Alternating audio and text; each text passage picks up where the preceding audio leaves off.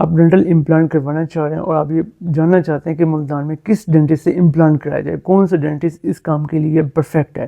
तो हम इस वीडियो में मल्टीपल फैक्टर डिस्कस करेंगे, जिसके बाद आप ये नतीजे पे पहुंचेंगे कि आपने मुल्तान में किस डेंटिस्ट को चूज़ करना है डेंटल इम्प्लांट के लिए। तो जो फैक्टर हम डिस्कस करेंगे उसमें जो फर्स्ट है क्वालिफ़िकेशन, सेकंड जो है आपका स्पेशलाइजेशन, थर्ड ये कि experience in implant dentistry, fourth ये है कि सक्सेस रेट क्या है इम्प्लांट की डेंटिस्ट के पास, फिफ्थ जो है quality of dental implant, implant किस क्वालिटी के इम्प्लांट डेंटिस्ट प्लेस कर रहा है, और जो लास्ट वाला जो है वो है प्राइस, किस प्राइस में डेंटिस्ट इम्प्लांट प्रोवाइड कर रहा है कि क्योंकि वो रिजनेबल हो और इकोनॉमिकल आपके बजट में भी वो बजट फ्रेंडली भी हो। तो ये सारे फैक्टर हम डिस्कस करेंगे ताकि आप इस वीडियो के एंड में इस नतीजे पे पहुँचें कि अगर आपको इम्प्लांट करना है तो आपने किस डेंटिस्ट को चूज़ करना है।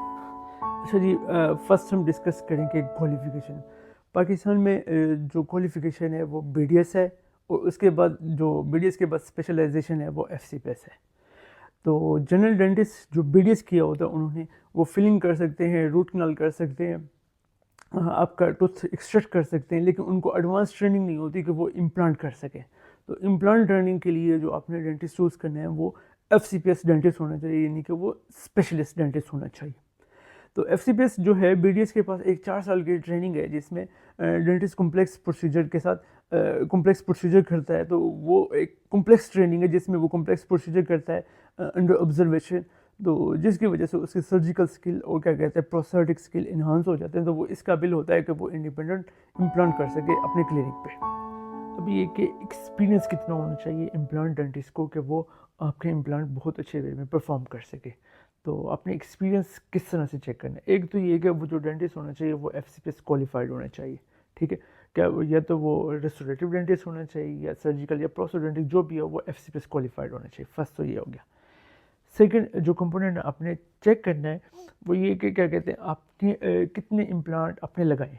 तो मिनिमम इम्प्लांट जो डेंटिस्ट को लगाने चाहिए बेसिक लेवल पे वो 50 है। तो अर्ली जो है 500 प्लस होने चाहिए, 500 के करीब करीब, लेकिन मिनिमम जो बेसिक रिक्वायरमेंट है कि वो इंडिपेंडेंट इम्प्लांट लगा सके कोई डेंटिस्ट वो 50 होनी चाहिए। जब एक डेंटिस्ट 50 सर्जरी परफॉर्म करता है तो उसके बाद वो ऑटो पे शिफ्ट हो जाता है काफ़ी हद तक, लेकिन कॉम्प्लिकेशन तो किसी भी सर्जरीज में आ सकते हैं, लेकिन मिनिमम रिक्वायरमेंट 50 होनी चाहिए। और ये कि नंबर ऑफ एक्सपीरियंस कितने साल से डेंटिस्ट इम्प्लांट लगा रहा होता है।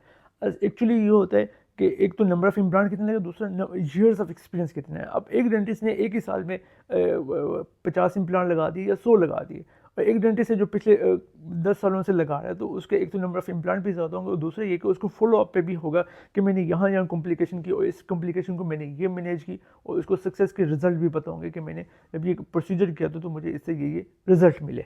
तो नंबर ऑफ़ ईयर्स भी काउंट होते हैं साथ साथ, और क्या कहते हैं नंबर ऑफ़ इम्प्लांट के साथ साथ।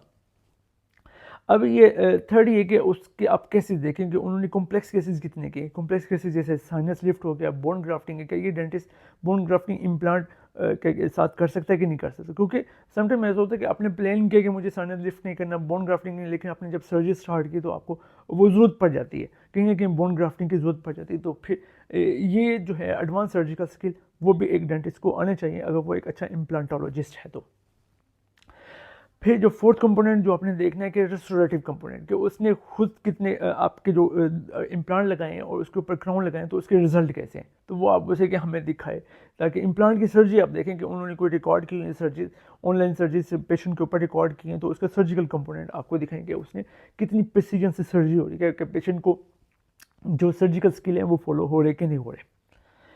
तो आप हमारे पास विज़िट करें, इंशाल्लाह हम आपको सर्जिकल कंपोनेंट, प्रोस्थेटिक कंपोनेंट सारे दिखाएंगे। उसके बाद आप सेटिस्फाइड होंगे तो आपका इम्प्लांट करेंगे। इम्प्लांट सक्सेस रेट, अब ये क्वेश्चन जनरेट होता है कि आपने इम्प्लांट लगा दिया कि अगले वो 5 सालों में 10 सालों में कितने % चांसेस है कि वो सर्वाइव करेगा और कितने % चांसेस है कि वो फेल हो जाएगा।